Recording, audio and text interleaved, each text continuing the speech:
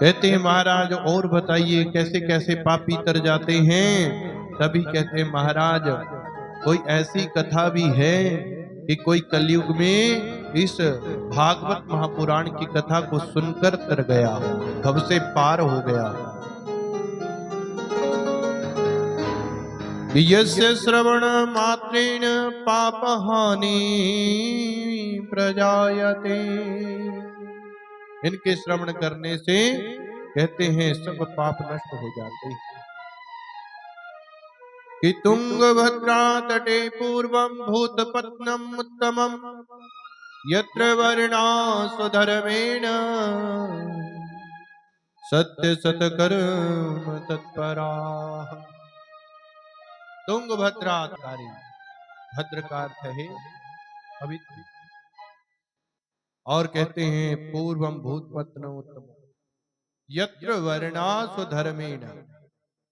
उस गांव, उसी तुंगभद्रा नाम की नदी के किनारे एक गांव बसा हुआ था। उस गांव में सब अपने अपने आश्रम के अनुसार जीवन यापन करते हैं। ब्राह्मण अपना ब्राह्मण कर्म करते हैं, क्षत्रिय अपनी रक्षा का कर्म करते हैं, वैश्य व्यापार का कर्म करते हैं, और शूद्र महाराज सेवा का कर्म करते हैं। उसी गांव में एक कहते हैं सत्य सत कर्म तत्परा ब्राह्मण थे महाराज, जिनका नाम है आत्मदेव। आत्मदेव कौन है? स्वयं के देव। हम अपने से ज्यादा किसी को नहीं जानते। जानते हैं जी, हम पापी हैं, पुण्य आत्मा हैं, अच्छा कर रहे हैं या बुरा कर रहे हैं, ये महाराज केवल हम ही जानते हैं या हमारा मनीराम जानता है।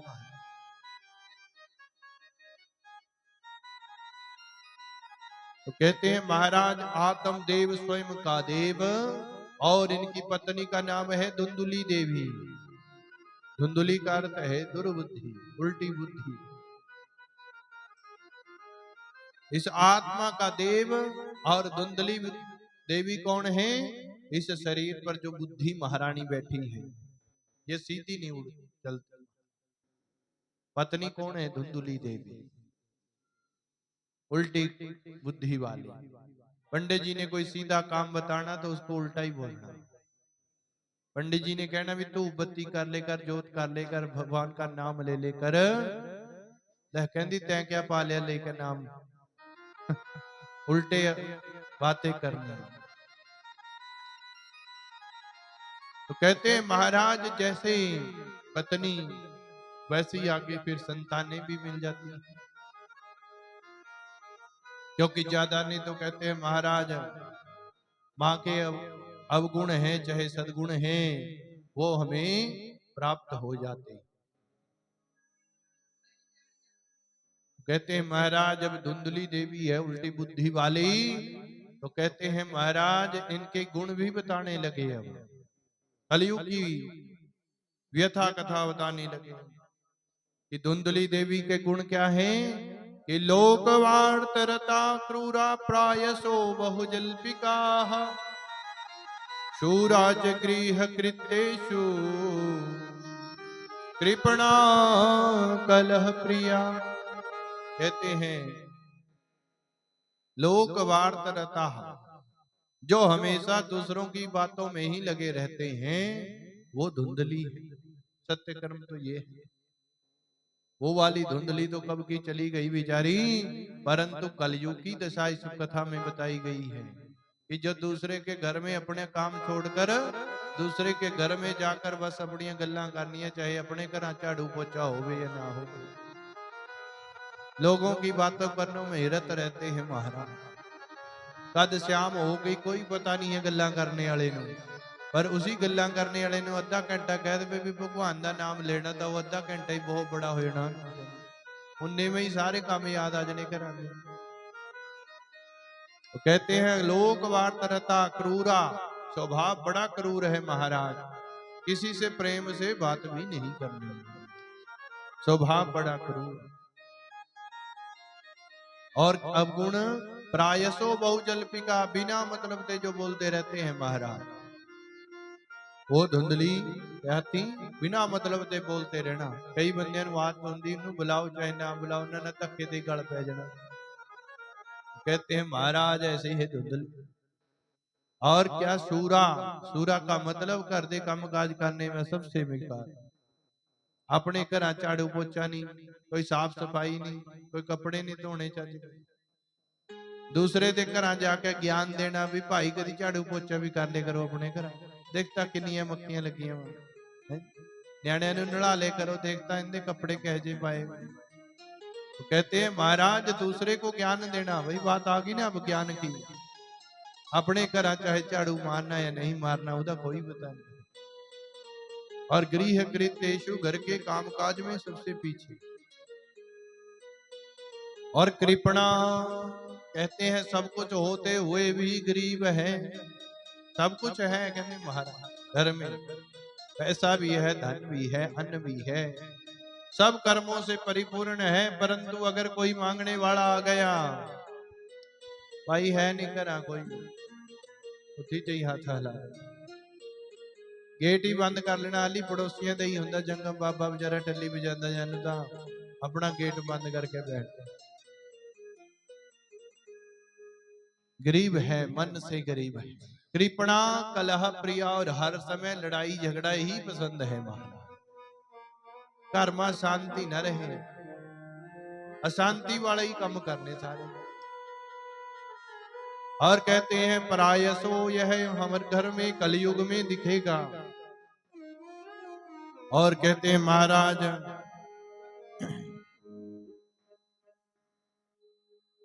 एकदा स्वेह द्विजो दुःखान् गृहं त्यक्त्वा वनं गतः।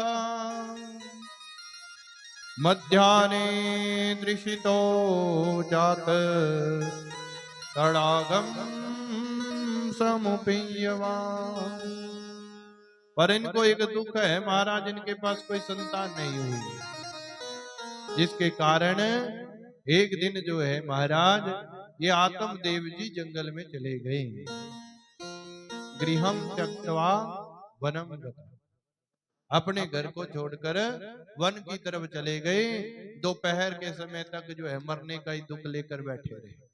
मध्याह्न दोपहर होगी कहने महाराज, और फिर प्यास लगी तो एक तालाब पर जा पहुंचे, वहां पर पानी पिया, जल पिया। मरने गए थे कि जब कोई संसार में इतने कर्म कर लिए फिर भी पुत्र नहीं हुआ, जप किया, तप किया, ध्यान किया, दान पुण्य किया, बड़े बड़े यज्ञ भी किए, परंतु कहते हैं महाराज हमें अभी कोई संतान नहीं प्राप्त हुई, जिसके कारण जो है दुखी होकर जंगलों में चले गए और जाकर जो है वहां मरने का इच्छा लेकर गए थे, परंतु मरा भी नहीं जानता महाराज। दोपहर के समय तालाब पर पानी पिया, जैसे ही दुखी मन से खड़े थे, बैठे थे वहीं पर, तो उसी समय संत महात्मा का आगमन वहां हो गया। और जो संत महात्मा ने देखा कि क्यों रो रहा है भाई पूछ लूं, तो जैसे ही संत महात्मा ने पूछा कहां से तुम, कौन हो महाराज आप, क्यों रो रहे हो यहाँ पर, क्या दुख है। सस्य दुख से कारण, कहते हैं क्या कारण है आपको महाराज दुख का। ये भगवान की प्राप्ति के लिए आए थे, भगवान के दर्शन नहीं हुए। कहते हैं नहीं नहीं महाराज, भगवान की प्राप्ति के लिए नहीं आया था। अपना दुख बताने लगे, महाराज मेरा दुख तो बड़ा है। कहते क्या दुख है आपको। कहते दुख ये है कि मेरे भाग्य जो है बड़ा ही मंद है। भाग्य जो है महाराज मेरा बड़ा खराब है, क्या बताऊं। घर में एक गाय बंधी हुई है और महाराज गाय जो है आज तक उसने कोई बच्चा नहीं किया। एक वृक्ष लगा हुआ है आम का, मेरा घर इतना पापी है, उस आम के वृक्ष में भी आज तक कोई फल नहीं लगा। महाराज घर तो बाहर से सब्जियां लेकर आता हूं, हरी हरी ताजी सब्जियां, परंतु जब भी घर में पहुंचती हैं तो वो मुरझा जाती हैं, सूख जाती हैं। मैं बड़ा ही भाग्यहीन हूं। कहते अच्छा फिर आगे कहते महाराज जिस प्रकार से मेरी गाय ने आज तक कोई बछड़ा नहीं दिया, बच्चा नहीं दिया, उसी प्रकार हमारे घर में भी कोई पुत्र संतान नहीं हुआ। मेरी पत्नी भी वैसी ही बांझ है जैसी वो गाय बांझ। क्या बताऊं अपना दुख। संत महात्मा ने कहा लो ये तो अपने पुत्र के लिए रो रहा है, मैंने सोचा भी भक्ति करने के लिए आया होगा, भक्ति के लिए रो रहा होगा, भगवान की प्राप्ति के लिए रो रहा होगा, परंतु ये तो अपने पुत्र संतान के लिए रो रहा है। महाराज मेरे पे कृपा करिए, कृपा करिए। संत महात्मा लोग क्या करते हैं महाराज, जरूर कल्याण कर देते हैं। संत महात्मा लोग कहते हैं सबकी मनोकामनाएं पूर्ण कर देते हैं। मेरी भी एक इच्छा है, मेरे घर में बाल गोपाल हो जाए। संत महात्मा ने समझाना शुरू किया कि मुंज ज्ञानम प्रजारूपम बलिष्ठा कर्मणो गति विवेकम तो समासाद्या जज संसार वासना। हे महाराज ये कर्म की गति बहुत तेज चलती है, ये किसी के लिए नहीं रुकती। मृत्यु आ जाती है, चाहे कितना भी जरूरी काम क्यों ना हो, अगले दिन उसी क्षण जो है व्यक्ति को जाना पड़ जाता है। जितनी मर्जी जरूरी काम हो, व्यक्ति तो सोचता है, विचार करता है मेरे बैठे बैठे बच्चों का ब्याह हो जाए, परंतु भगवान कई बार ऐसी लीला रचते हैं कि ब्याह रखा भाई हुंदा भाई खुद चले जाते हैं। कहते हैं महाराज बल ये कर्म की गति बड़ी बलवान है, बलिष्ठा कर्मणो गति। समझिए महाराज, समझिए समय को, और समय को समझ कर जो है महाराज भगवान की भक्ति करनी शुरू कर दीजिए। त्यज संसार वासना। अब तो महाराज ज्ञानवान है, बुद्धिमान है, ब्राह्मण देवता है, आपको जो है महाराज विचार करके जो है क्या करना चाहिए। कहते हैं अब संतान की, पुत्र की आदि की प्राप्ति छोड़कर क्या करना है भाई, इस छोड़कर जो है भगवान की भक्ति करिए। ये संसार की वासनाओं को त्याग दीजिए महाराज। ब्राह्मण देवता कहने लगे महाराज हम आपके जैसे बहुत उपदेश देते हैं, पर जिसके हृदय पर बीतती है उसी को पता है वो दुख कितना बड़ा है। आप संत महात्मा क्या जाने बच्चों का सुख। जब तोतली आवाज में पापा पापा मम्मी मम्मी करके घूमते हैं आंगन में, बड़े खुशी मन खुश हो जाता है। बाहर से कितना भी दुख हो, घर में आकर संतान का मुख चेहरा देखकर व्यक्ति प्रसन्न हो जाता है महाराज, और उन्हीं के साथ बच्चा बन जाता है, उन्हीं के साथ खेलना शुरू कर देता है। विचार किया बार बार, ब्राह्मण देवता ने संत की बात से इनकार कर दिया। महाराज आपके जैसे उपदेश हम भी दुनिया को दे देते हैं, आप तो केवल मुझे संतान दे दीजिए, आप सब समर्थ हैं। तो संत महात्मा ब्राह्मण से कहता है महाराज जरा देखूं तेरे माथे की लकीरें।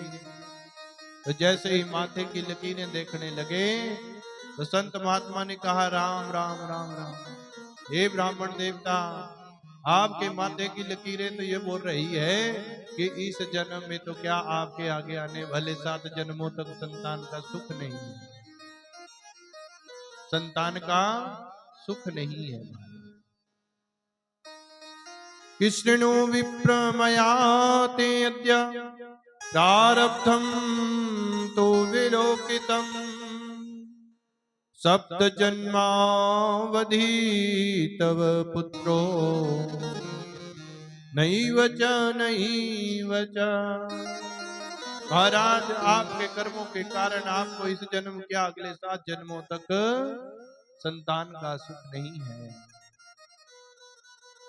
इतनी बात सुनी तो ब्राह्मण देवता बड़े दुखी हुए।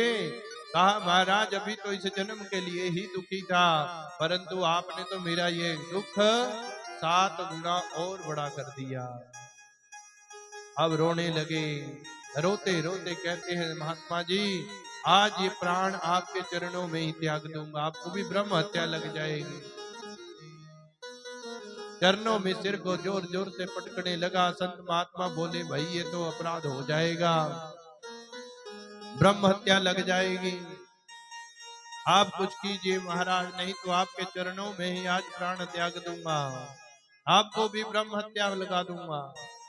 जब संत महात्मा ने ऐसी वाणी सुनी, संत महात्मा बेचारे कहते हैं कोई बात नहीं ब्राह्मण देवता, और कहते हैं विचार करके इन्होंने एक झोली से फल निकाला और निकाल कर ब्राह्मण देवता को दे दिया। फल देकर कहते हैं महाराज कोई इसका विचार, कोई नियम। कहते हैं महाराज जब संत महात्मा लोग किसी को फल देते हैं तो महाराज नियम तो उन्हीं के अनुसार रखने पड़ते हैं। कहते हैं बताइए फिर क्या क्या नियम रखने पड़ेंगे। तो कहने लगे महाराज आपको जो है थोड़े से नियम रखने हैं, बस 5-4 नियम जान लीजिए। आपकी पत्नी को कहना कि महाराज यद्यपि ये नियम रखेगी तो मैं विश्वास से कहता हूं आपके घर में अति निर्मल पुत्र पैदा हो जाएगा। कि सत्यम शौचम दयादानम एक भक्तम तो भोजनम कि वर्षावधि स्त्रिया कार्यम तेन पुत्रोति निर्मला। कि महाराज यद्यपि आपकी पत्नी ये 5-4 नियम रख लेगी तो महाराज बहुत ही सुंदर सा आपके घर में एक बालक पैदा हो। क्या नियम है? पहला नियम है सत्य, सच बोलने का नियम। वो तो धुंधली महारानी बोल दी नहीं कभी सच कहते, झूठ दे पर्दे पर पर्दा, पर्दे पर पर्दा पाई, झूठी झूठ परोसती है महाराज, सत्य नहीं। चलो कहते कोई गल नहीं जी कदा ना नियम रखो या भी कोई गल नहीं। दूसरा नियम कि शौच क्रिया, सवेरे 4 बजे उठना पड़ेगा, शुद्ध वस्त्र पहनकर भगवान की भक्ति करनी पड़ेगी। कहना नहाना तो 11-12 बजे है, चलो देख लूंगा जे मन की कहते 4 बजे ठाल दे करूंगा हला हलू कह तो नहीं हिलती 4 बजे। नहाना धोना तो दूर की बात, तू बत्ती तो कहना कदी होई ही नहीं होनी, क्योंकि लोग वार्तरता कहना लोगों दी गल्लां करने ते मिल जावे फुर्सत तो कहना तू बत्ती हो। तो कहते हैं महाराज कोई गल नहीं। कहते दूसरा नियम भी शौच क्रिया, धर्म कर्म, पत्नी का धर्म, सत्य का साथ दो तो चले गए। अब तीसरा बोल दिया महाराज की दया। कहते हैं महाराज दूसरों पर दया भी करनी पड़ेगी। कहते दया तो है ही नहीं, ये कुत्ता दरवाजे पर खड़ा था डंडा मारने दे नहीं लगती, चाहे अखा के सामने जो मर्जी होंदा रहे, कहना दया तो है ही नहीं। कोई भूखा भिखारी भी आ जाए तो नहीं दान कर दो। फिर दानम कहते हैं नित्य प्रति कुछ ना कुछ दान भी करना होगा। ले कहना होता गेट ला लंदी दान करने दी देन हाली दुआ ही बंदा जंगम बेचारा टली की थी और पास ही बजांदा कहते जन्नू तो गेट ला भी दान भी कहते गया। तो कहते हैं एक भक्तम तो भोजनम की एक ही टाइम रोटी खानी। कहते ना ना महाराज ये रोटी वाला काम तो खराब है, कहता 5-6 बारी खाधी दिन भर कहती कहना कहानी चलती घर के काम काज ताई होंगे जो भाई 5-6 बारी रोटी खाऊंगे सवेर से संझा तक। कहते चलो कोई गल नहीं संत महात्मा जी कहता नियम भी रखवा के देख लूंगे, क्या पता कहना पुत्र के मोह में पड़कर कई बारी कहता महाराज संतान की इच्छा होवे अगर पत्नी स्त्री को तो क्या होगा महाराज वो नियम भी रख लेगी। ब्राह्मण देवता सब नियम जानकर जो है घर पहुंचे, आकर फल के बारे में पत्नी से कहा हरी धुंधली ये संत महात्मा का दिया हुआ फल है, इसे प्रेम में स्वीकार करना, भगवान का माथा टेक कर उसका प्रसाद समझकर खा लेना, क्या पता भगवान हमारे घर में भी कृपा कर दे और हमारे घर में भी संतान हो जाए। नियम बता दिए सब। ब्राह्मण देवता तो चले गए, कहती है नहा के आती हूँ अभी फिर खाऊंगी फल। नहा धोकर आई, अब विचार कर रही है, उस फल को देख रही है महाराज।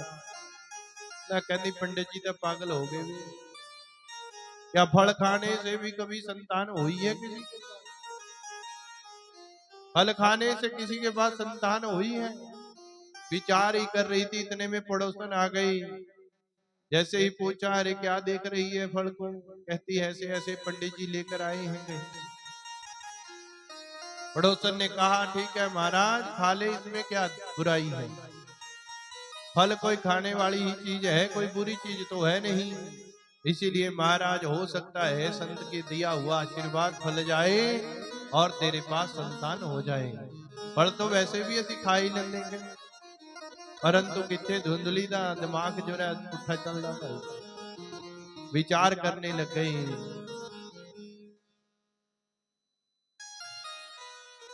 कि फल भक्षेण गर्भ स्याद गर्भेणोद्रवृद्धिताः स्वल्प भक्षम ततो शक्तिर गृह कार्यम कथम भवे। कहती अगर फल खा लिया तो क्या होना? कहती पेट बड़ा हो जाना। और कहती है पेट बड़ा हो गया तो घर के काम कौन करूंगा? कहती रोटी पानी का काम भी नहीं होना है, वो कौन करे करूंगा? कहती मैंने सुना है भाई कि गर्भवती जब हो जाती है स्त्री तो उसका खाना पीना कम हो जाता है। तो कहती है जब कम हो गया तो अल्प शक्ति। कहती है मैं तो, मेरी तो शक्ति जाती रहेगी, उठना बैठना तो दूर की बात है, मैं तो खड़ी भी नहीं हो पाऊंगी। और विचार करती हैं, कहती है महाराज देवाद घाटी व्रजेत ग्रामे फलाएद गर्भणी कथम। कहने लगी महाराज इसी बीच डाकू गांव में आ गए तो गर्भवती स्त्री दौड़ भी नहीं सकती। कहती हो रहा ना था नट के जान बचालनी में तो फिर मारी जानी। तो कहती है सुखवन निवसेत गर्भस्थम। कहती है कि सुखदेव जी 12 साल अपनी मां के गर्भ में रहे। तो कहती वो तो तपस्विनी थी, बच गई। अगर कहती मेरा गर्भ 1-2 साल रुक गया तो मैं तो मरे जनी। कहती कुक्षे कथम उत्सृजेत। कहती है महाराज ये तो बड़ा दुखी है। और सोचती है, कहती है तिर्यक्चेदात गतो गर्भस्तदा में मरणम भवे प्रसूतो दारुणम दुखम सुकुमारी कथम सहे। कहते हैं महाराज बच्चे को जन्म देते भी बहुत दुख होता है। मेरे देखो कितने कोमल कोमल हाथ है, सुकुमारी हूं भाई, ऐसे में कैसे बच्चे को जन्म दूं? इसी सोच विचार। और कहती कहीं गांव में आग लग गई, सबके घर जल रहे होंगे, धू धू करके भाग कर सब जान बचा लेंगे, परंतु गर्भवती स्त्री ज्यादा तेज दौड़ भी नहीं सकती, इसलिए मैं तो वहीं अग्नि में जलकर मर जाऊं। विचार करती फिर कहती हैं कि लालने पालने दुखम प्रसूतायाश्च वर्तते। कि फिर लालन पालन में भी बड़े दुख होंगे। यानी सारी सारी रात रोंदे रहते और सारे खराटे मार मार के सो जाते, परंतु मां सारी रात चाके बैठी रहती बेचारी। कहती ये भी दुख है। और कहती न्याणा बार बार पेशाब कर दिंदा तो गीले में आप सोना पैंदा, सुके में कहती फिर उसनू पाना पैंदा। बड़ा कहती समस्या न्याणे पालने आने। कहती मैं तो यही कहती कि जिनके पास बच्चे नहीं वही सुखी है। कि बंध्या व विधवा नारी सुखनी चेती। कहती है महाराज कि बंध्या जिनके पास न्याणे नहीं है वही सुखी है। इतने में आ गई बहन और बहन से सारी कथा व्यथा सुनाई। तो बहन भी धुंधली जैसी है। उसने कहा कोई बात नहीं, मेरे पास 5-6 बच्चे हैं, तेरी कृपा से मेरे पास तो घर में 5-6 बच्चे हैं, कोई बात नहीं, अभी भी मेरा गर्भ है, जो भी गर्भ से जन्म लेगा मैं तुझे दे दूंगा। तब तक तू नाटक करना शुरू कर दे। और बहन की बात समझ में आई, तेरे पास बहुत धन है, तू वो थोड़ा सा धन देकर मेरे पति खुश हो जाएंगे महाराज। वैसे भी घर में खाने पीने के लाले पहले ही पड़े हुए है, क्या था बच्चा और हो गया तो और समस्या हो जाए। तो समझा कर बुझा कर अपनी बहन से कहा, तो झूठ मूठ के ही नाटक करना शुरू कर दे। और फल स्वरूप कहते हैं महाराज ऐसे ही काम चला। बहन के पास जो है महाराज वो सोच कहने लगी कि ये फल का क्या करूं। बहन कहती है ये गाय नहीं तुझको दिखती, ये भी तो तेरे जैसी ही है, इसको भी आज तक बच्चा नहीं हुआ। तो ऐसा करिए फल इसे ही खिला दे। और जो फल संत महात्मा का दिया हुआ था वो गाय को खिला दिया गया। अब कहते हैं गौ माता है तो सब नियम गौ माता ने रखे भाई, क्यों जी। बंदा उठे या ना उठे 4 बजे, परंतु पशु को पता है कि मेरे उठने का समय हो गया, क्यों जी। वो अपना रसा चढ़ाने लग जाते हैं। और कहते हैं बाहर का नाम सुना भी नहीं खाते, जो कुरली में बह गया वही खाना भाई। तो कहते हैं नियम पूर्ण हुए। अब समय से जो है बहन के पास एक पुत्र हुआ और उसने झूठ मूठ का नाटक कर दे दी थी। जो धुंधली उसे बुलाया और कहा कि देख कितना सुंदर कोमल बच्चा हुआ है, तेरे जैसे नैन नक्शे कहती तेरे भाई जाना कहती हूं, तेरे जैसे ही है कहती सकल सूरत, बड़ी फैला फुसला कर बहन ने वो संतान उसे दे दी। धुंधुकारी नाम रखा गया। ब्राह्मण आत्मदेव बड़ा प्रसन्न हुआ, दान देते हुए धर्म करते हुए आया। और धुंधुकार कहते हैं जैसे ही पुत्र का मुख देखा, देखकर बड़ा प्रसन्न हुआ। आज मैं अपने पितरों को मुख दिखाने के लायक हो गया, क्योंकि जब हमारे घर में पुत्र हो जाता है तो हमारे पितृ देवता प्रसन्न हो जाते हैं, हम पितृ ऋण से उऋण हो जाते हैं। वो सोचते हैं कि हमें पानी देने वाला इस कुल में पैदा हो गया, तो वो पितृ देवता प्रसन्न हो जाते हैं। तो महाराज भर्तुरग्रे ब्रवीद वाक्यम कहते हैं अपने पति देव से कहती है महाराज पुत्र तो हो गया, बहुत अच्छा हुआ, परंतु इसका लालन पालन कैसे करें। कहते क्यों। कहते महाराज मेरे तो स्तनों में दूध ही नहीं आ रहा, फिर क्या किया जाए। बड़ी चालाकी से कहती है मेरी बहन के पास अभी अभी पुत्र हुआ था, मर गया बेचारा, उसी को घर में रख लेते हैं और वो अपना दूध पिलाकर इसे बड़ा कर देगी महाराज। आपका पुत्र बच जाएगा, उसके बदले में कुछ धन दे देंगे, प्रसन्न हो जाएगी, बेचारी गरीबनी है। तो सारी रचना रची और बहन को भी अपने पास रख लिया। प्रेमा से निर्गदेचा कहते हैं 3 महीने का हो गया धुंधुकारी। अब 3 महीने के बाद गौ माता ने भी एक पुत्र को जन्म दे दिया, जिसका शरीर हमारे जैसा और कान गौ के जैसे हैं। गोकर्ण नाम रखा गया। उधर का नाम धुंधुकारी और इधर का नाम गोकर्ण रख दिया, जिसके गौ के जैसे कान हैं। तो कहते हैं महाराज समय बीतता चला गया, कियत कालेन तौ जातो हो। कहते हैं महाराज समा बीता तो कहते हैं तरणौ तनयाव भऊ, बच्चे दोनों बड़े हो गए। और कहते हैं गोकर्ण पंडितो ज्ञानी धुंधुकारी महाघना। गोकर्ण जी महाराज बड़े पंडित हुए और धुंधुकारी महाखला बड़ा दुष्ट हुआ, सत्कर्मों से परे था, विमुख था और माता पिता को हमेशा दुख देने वाला था। कैसे कैसे गुण थे धुंधुकारी के अंदर। किस स्नान सोच क्रियाहीनो, दुर्भक्षी क्रोध वर्जिता वर्धिता, दुष्परिग्रह करता च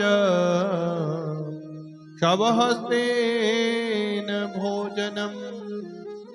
ऐसा था महाराज।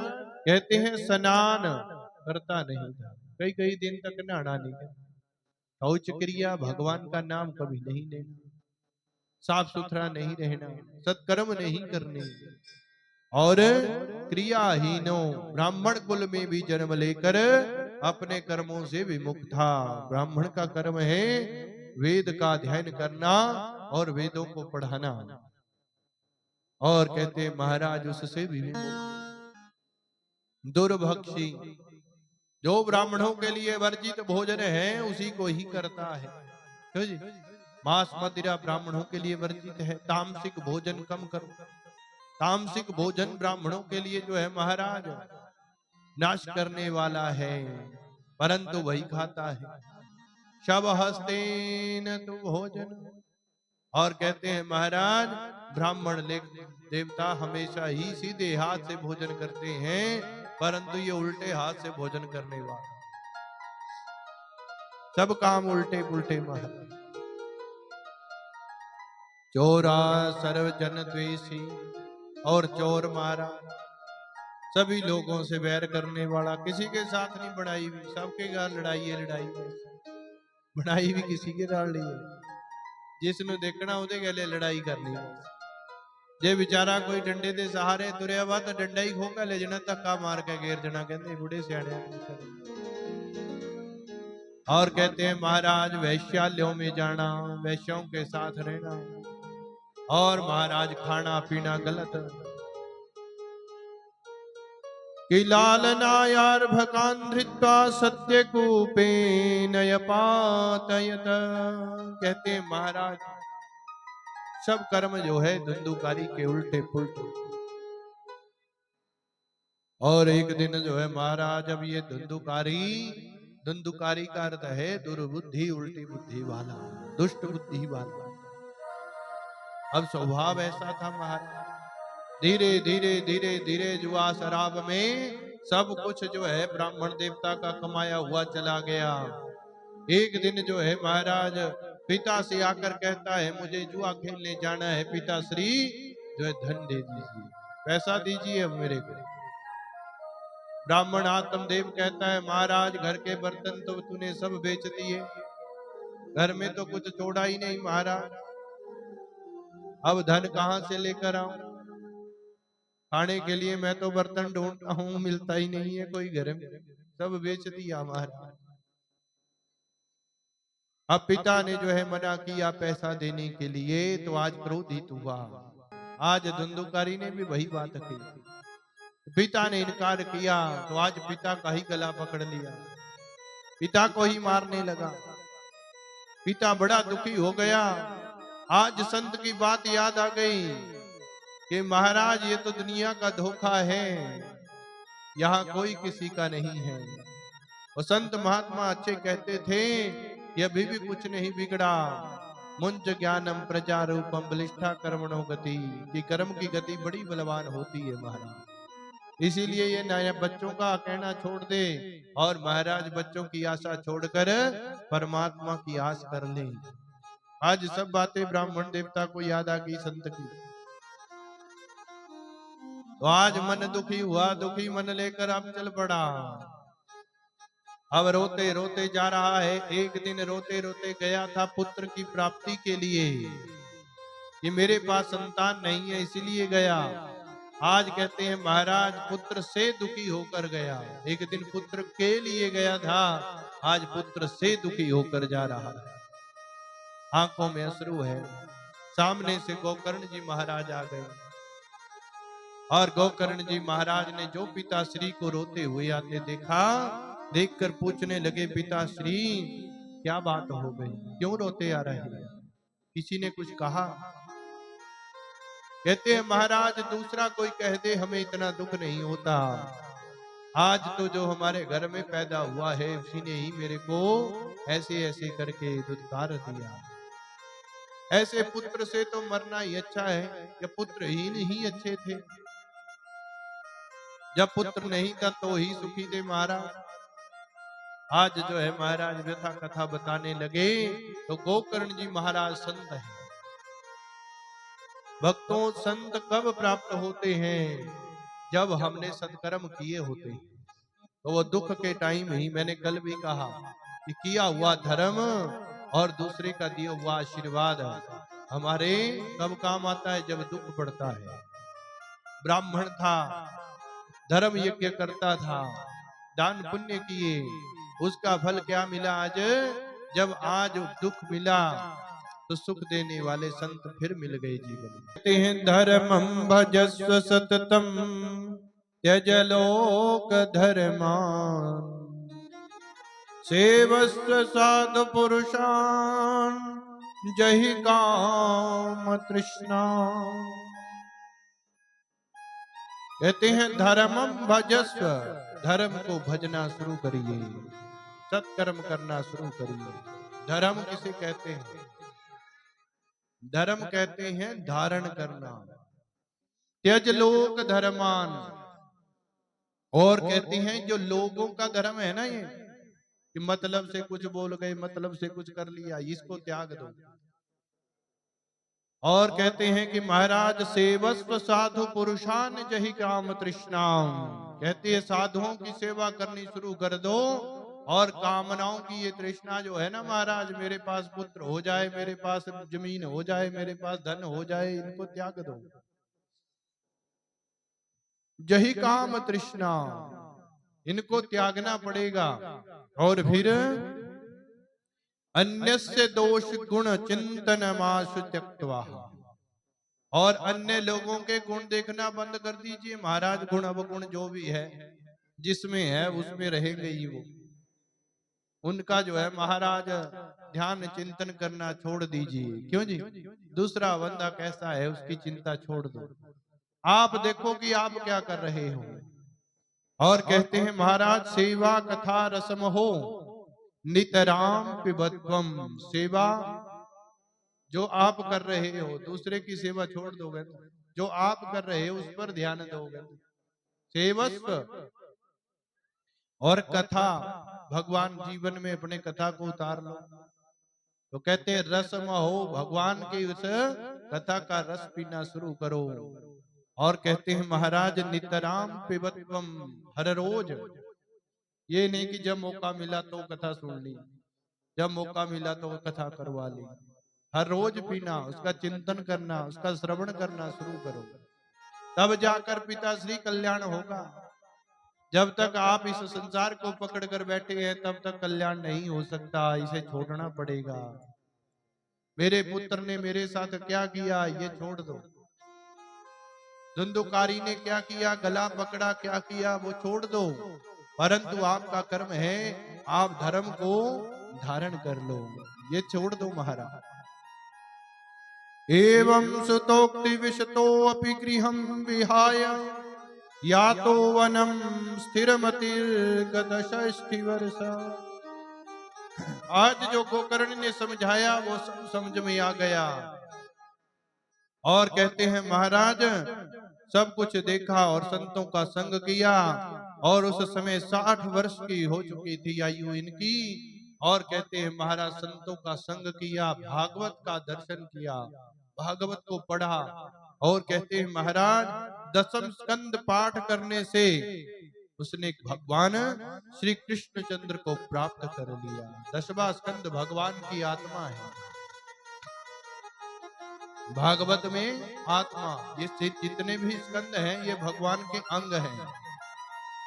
और कहते हैं महाराज आत्मा दशम स्कंद है, आत्मा और परमात्मा का जब मिलन हो जाएगा तो जीव का कल्याण हो जाता है। बोलिए गोविंद भगवान की।